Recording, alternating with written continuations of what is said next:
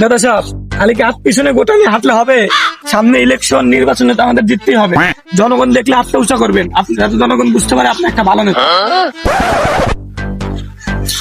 হ্যাঁ, আপনি এখানে হাত উঁচা করলেন কেন? এখানে তো জনগণ একটাও দেখতে পাচ্ছে না। ও আসলে তো চারিদিকে মানুষ নাই।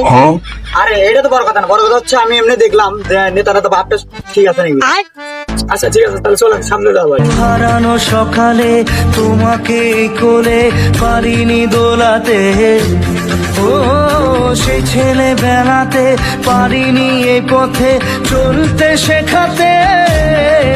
ভাই কি অবস্থা তোমার? এই তো ভাই ভালো, আপনার কি অবস্থা? আলহামদুলিল্লাহ ভালো। তোমার লেখাপড়া আছে? হ্যাঁ হ্যাঁ ভাই, খাওয়া করছো সকালে? হ্যাঁ ভাই খাইছি।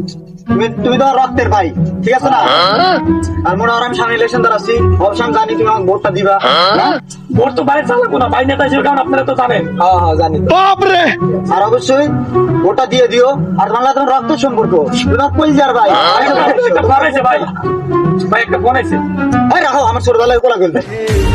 ও নিঝুম সেই রাতে ঘুম ঘুম সেই গান পারিনি শোনাতে।